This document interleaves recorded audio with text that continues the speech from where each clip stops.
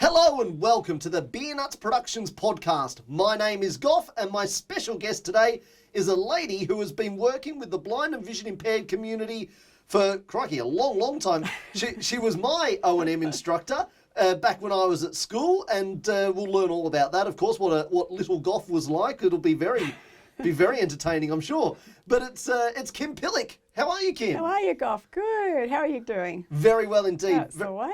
Now, you do have a company, Forward Steps... Mobility. Mobility. That's the one. I apologise. I nearly had it. So can you tell us about Forward Steps Mobility, please? Yeah. So Forward Steps Mobility is an independent provider type service in the area of NDIS, the National Disability Insurance Scheme. And I'm specialising in the area of blindness and low vision services. So one-on-one around the orientation and mobility, and I guess we'll get into a little bit of what that's about afterwards. Well, why not now? Alrighty, let's run with it. So orientation and mobility is really about equipping people and empowering them so that they can travel independently with confidence and safety through the larger community. So in any given environment. So that's a good part of what I'm doing, as well as moving into group activities, so the social and recreational side of things. And that's pretty well it. Why is it important for blind and vision impaired people to have independence? Yeah, well, I guess for every person, it's an important factor. So if you think about moving from A to B in any environment, whether it's a workplace environment here in the studio, well, there's a bit of clutter around here though, Goff, I must say. This could be very interesting around the narrow spaces technique and a modified cane approach for those travelling as long cane travellers. And I'm not quite sure how a dog guide would manage around here too, looking for the best sort of gap to find and to navigate the person safely, or the handler as they would call them. But basically... Well, I'll have a word to Scott. He's not equipped. Scott, you're not equipped for the blind and vision impaired community. Smarten yourself up. Scott owns the studio, for those who are wondering. Okay. Yes. But yeah, look, independence is important for everybody. So there are specialised ways at times to equip people so that they can get across roads safely, know how to flag down a bus or when to get off at the required stop. I was actually out with a chap today using an app called Move It, which is a free app to download. And that gives moment by moment information about the travel route that people are on, what sort of bus stops they're passing, and when you reach your required destination. And I find too, Goff, that like the learning is reciprocal. So where I'm imparting and teaching skills and equipping people, they're also teaching me a lot about things. In fact, Move It was introduced to me by someone who is a white cane traveller, and moving me into that space of technology more as well. So, yeah. So how is it how do you do what you do essentially? So let's take a basic example of teaching a blind person who's younger, we'll say, to maybe cross the street safely so they don't get skittled by a car. How would you go about teaching a skill like that? Yeah, that's a good question. So sometimes that can start off at a tactile level with mapping work. So actually starting to introduce the concept of what a road crossing is about, whether it's a T-shape or a crossroad. So starting with those basics or rudimentaries and then building upon that information. So for example, listening and localisation skills, developing that. Earshot principles, so making decisions when vehicles are out of earshot, starting off in quiet residential environments and then moving and transitioning into the semi-business and then into CBD type intersections, and audio tactile. And a lot of people may not realise that the audio component is actually designed to help people who are blind and have low vision, because often, depending on their degree of blindness, for some people they can't even see the traffic light pole. So it's a form of being able to hone in and localise the position of the traffic light pole, but it actually gives a signal and when it's the clear segment or interval to cross a particular road. And people are also taught how to listen for parallel traffic and perpendicular movements. So we build on those concepts as well with children. But the tactile component is for people who might be deafblind or have a degree of hearing impairment. So they can actually touch the little surface, the little pad adjacent or below the tactile button, and actually receive like the vibration to alert them that that's their safe interval to cross the road. Now, so a friend of mine, this happened a few months ago. I was crossing the street on a pedestrian crossing, and I don't look when I'm crossing the street because you taught me as my O&M instructor how to use my ears. Yeah. So my friends over the other end of the street, I wasn't aware they were there, and I've just walked across the pedestrian crossing knowing that a car was a certain distance away, so I was safe to cross. Right. But I could hear the car coming, but I knew that I would be fine to cross because I could judge that distance. Yes. And my mates just freaked out because they've watched this blind dude they know walk across the street without looking both ways as you taught when you were a kid. How did he do that? Yeah. That kind of thing. Right. Maybe you could tell us a bit more about listening skills and how you teach the blind and vision impaired people about how to use their ears using their ears instead of their eyes. Yeah. Actually, I'll give you an example that I can draw upon from today, actually working with a lady who is a long cane traveller. She still has a little bit of low vision, but needs the cane for a bit of safety preview, a bit unsure about things at the footing level. But she can still see where the white lines are on the road, but as an added safety precaution, she's encouraged to listen up for the acceleration or deceleration of brakes that might be indicating a red light jumper, for example. So that's one point that we discussed today and covered the practicalities of it. And she did well there, but also combining the two. So sometimes one is an adjunct to the other. So for example, it might be that she can hear that the vehicle sounds like, even though her beeper, the audio light's signalling it's safe to cross, it might be that her hearing, like with your situation, you're listening out, it might be that her hearing alerts her to the fact that an engine still sounds like it's revving too quickly, and they're likely to go through that intersection. And for her, encouraging her to actually use that little bit of residual vision to double check just in case there might be a cyclist or even some of the hybrid cars these days. Yeah, they're so quiet, man. Yeah. I don't like them at all. Yeah, I know. They're, but you know, it reminds me of something of when you were at school, Goff. I can remember I may have turned up to work with you when you were at a particular high school, and I was informed by the teachers that you'd actually come a cropper with a vehicle. And I was really concerned because was it a leg injury that you experienced at the time? So I was on a pedestrian crossing. So I was about 16 at the time, and I'm crossing a pedestrian crossing, and a car had actually stopped for me. Yep. So I start crossing the pedestrian crossing, and another car comes and overtakes that car and takes me out. And then I was taken to hospital, and I had to have an operation on my knee, and I got two black eyes, and my face was all grazed up, and because obviously, got smashed by a car going at 60 k's an hour. So I was lucky to be here, really, when you think about it. But yeah, please go on. Yeah, well, there are 2 points that came from that, and one's a little bit funny. It shouldn't be funny, but it is because it came from your mouth, so it has to be funny. And I remember when I caught up with you and you communicated to me and you said, well, Kim, I've learned how to fly, but I haven't learned how to land. And it was a classic moment. I just didn't expect it to come out. So I just know your quick wit and your humour. But yeah, I think at the time it still surprised me that through such a serious incident and accident where you were injured and required surgery, that you still had a humorous reflective outlook on what happened. Well, I haven't gone back to see if I have learnt the landing part of it. So don't count me in to trial that one either. I pass on that one. And the second part, because you said to me you took some learnings from that, yeah? I did, absolutely. And what were they? I still remind or talk to people around that particular scenario. So where it might be a single lane where it's controlled with a zebra crossing, and I can actually see that there could be sufficient gap for another vehicle to overtake the one that's giving way to pedestrians. I actually point that out routinely now, and I actually bring up the example. I remember working with a schoolboy once. And I do tell them the funny part too. He told me how he could learn how to fly, but not learn how to land. So, but it's a really serious point because you had done the right things. You'd picked a designated point to cross the road safely.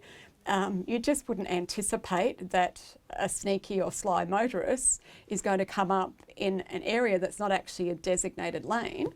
They just were an impatient driver. So drivers out there, be more patient and be more alert and vigilant to the activities of pedestrians out there as well, because it's your responsibility to be abiding by the law. Yeah, well, she was charged. Let's make that clear. She was charged with dangerous driving because it was dangerous driving. Absolutely. Yeah, that's right.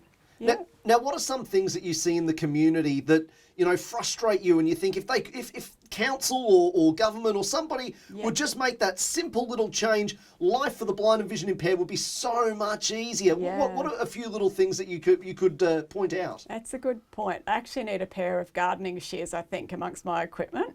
Overhanging branches and foliage, whether it's on council property or in private property, where pedestrians need to move. As sighted people, we take it for granted that we can see those encroachments in our space, but for people who can't see or have low vision, it just stands to reason that it shouldn't be there.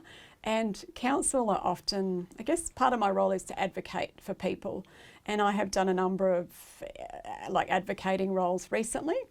And on the Gold Coast here, I assisted someone in the area, the northern part of the Gold Coast, where there were foliage encroachments in the footpath space.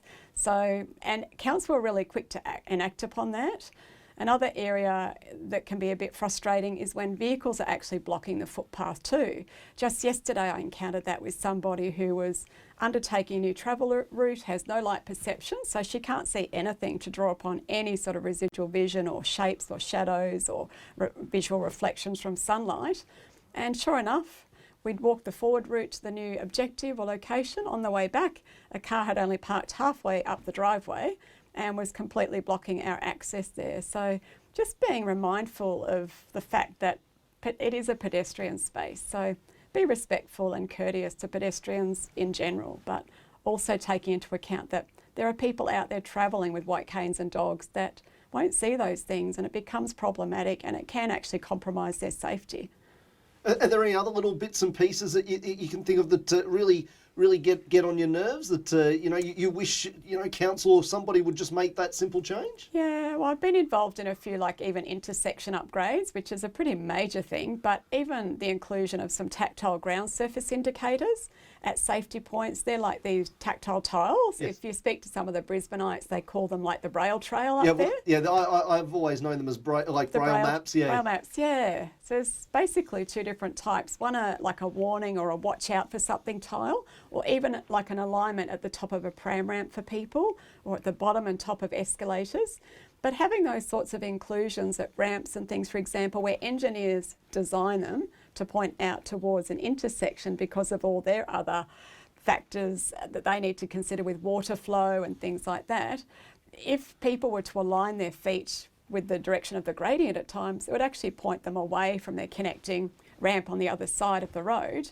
So tiles can actually play a part in aligning feet correctly at that point. So even Griffith University, I've encountered that at the top of steps there with really steep drop-off edges and no warning. And so I'm actually going to be approaching the university when things sort of resume back to on-campus basis. Look out, Griffith. Look out, Griffith. Yeah. Hey. That's right. Kim's coming for you. Yeah. Because look, long cane travellers and dog guide travellers, when the dogs are trained to stop at the top of the steps and to put their paws up when they're ascending steps to alert the person. But even a proficient long cane traveller, if they're having a day that might be a little bit off, and we can all have those, to have those tactile alerts underfoot can make a huge difference to somebody's safety in stopping them in their tracks, whether it's the cane tip that detects that or whether underfoot or a combination of both. So it is an important point. It's simple, relatively inexpensive, but it can make a world of difference for those that are needing to access places that can be improved in terms of safety. Well, it's amazing how simple a lot of these fixes are, yeah? Yeah, that's it, yeah. And what are some of the common myths that people might have about blind and vision impaired folks that just simply are not the case? People have false impressions. Oh, you've already named one, Goff.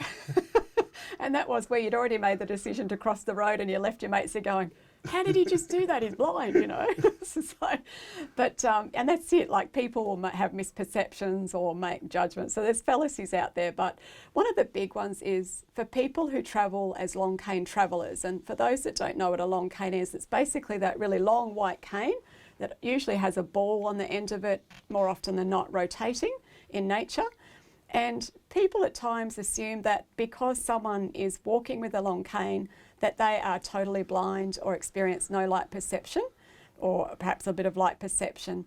But that's not always the case. There are a lot of people walking out there, say with macular degeneration, glaucoma, retinitis pigmentosa, and various other conditions, even diabetic retinopathy, for example, who may have a little bit of residual vision, but require that to give them more confidence, to correct their posture, to preview the environment ahead of them, and yeah, just to keep them safe and to communicate to others around them, whether it's motorists or the public in general, to make room, clear the way. A bit like Moses, the parting of the water.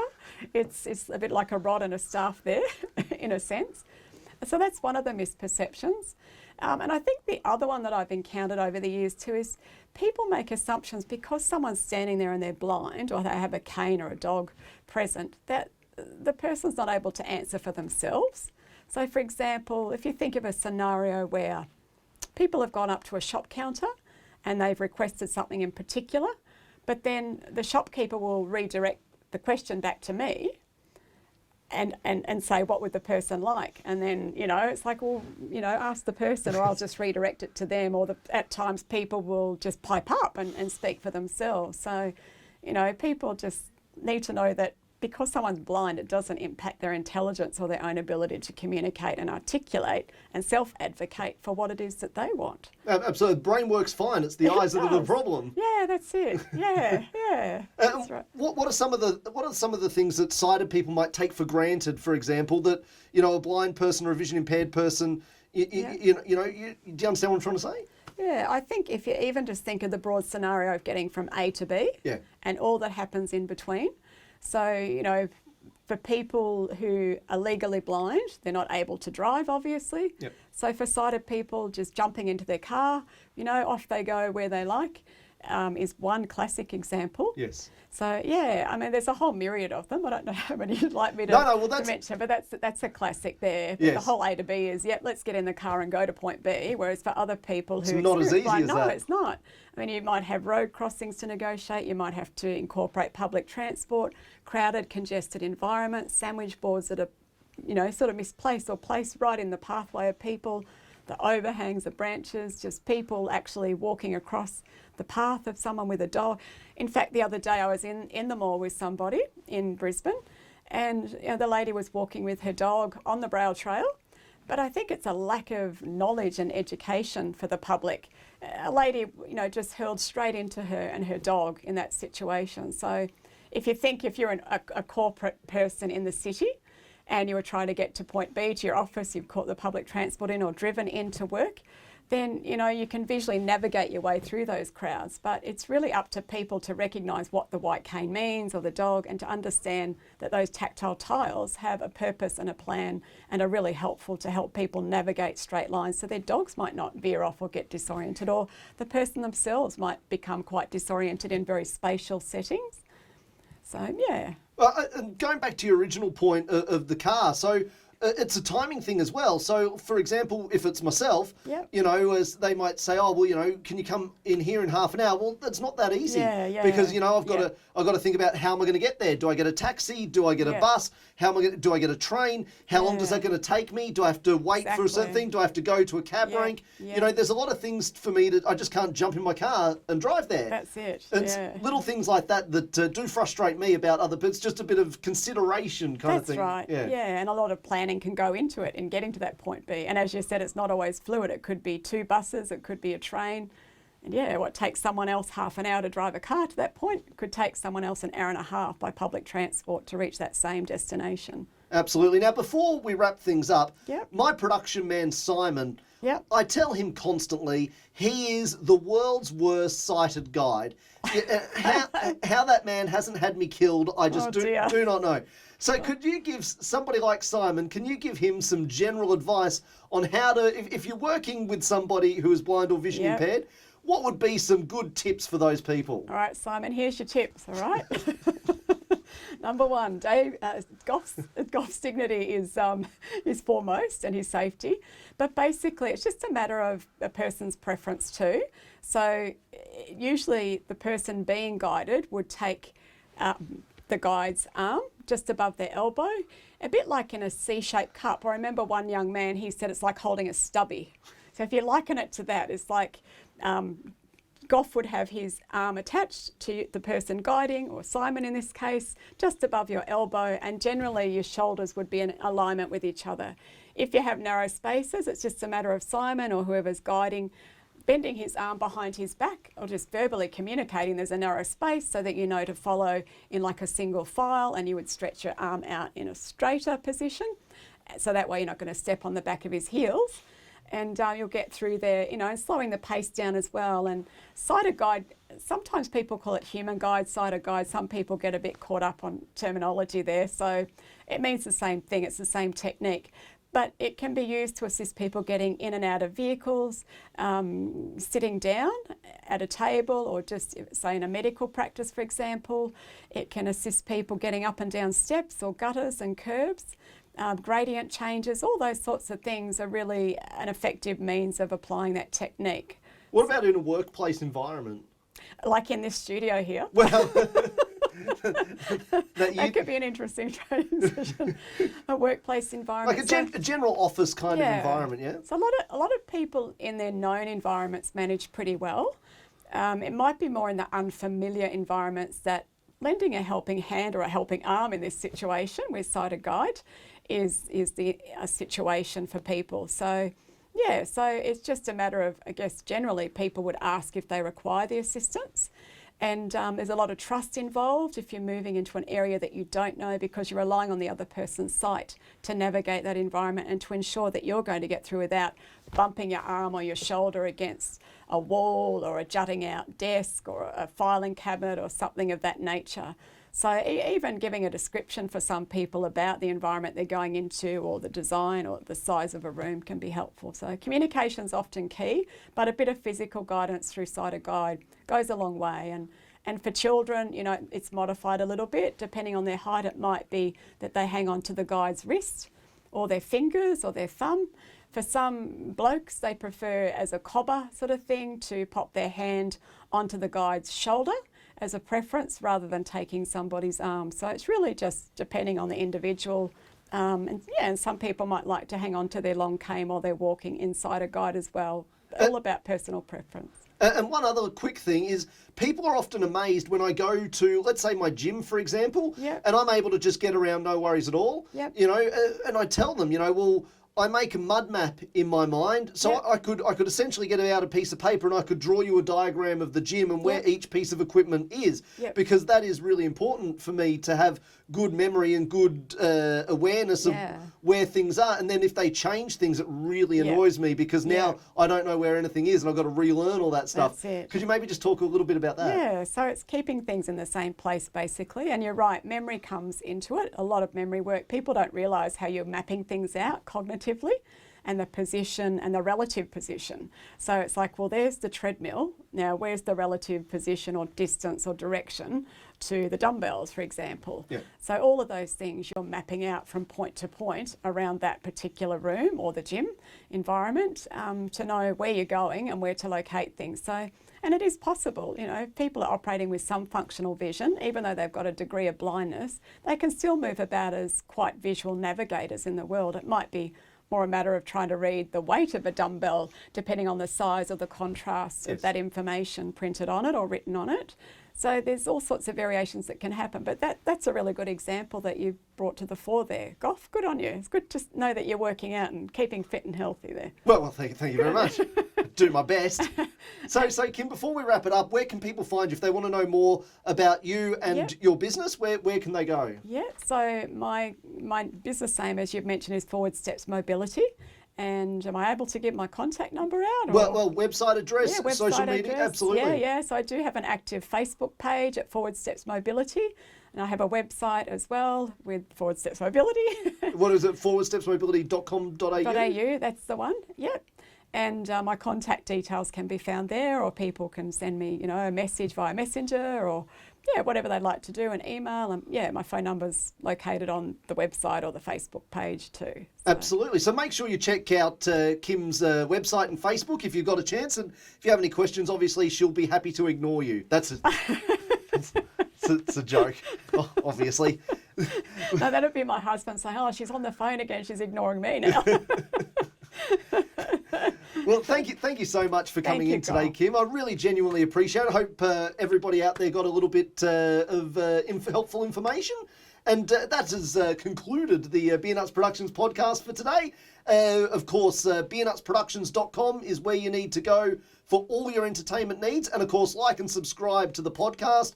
Make sure you follow, leave a nice review on whatever app you may be listening to this podcast on. And yes, that brings us to the end. So thank you very much for listening. Thank you, Kim, and we will chat to you next time. Thank you, Goff.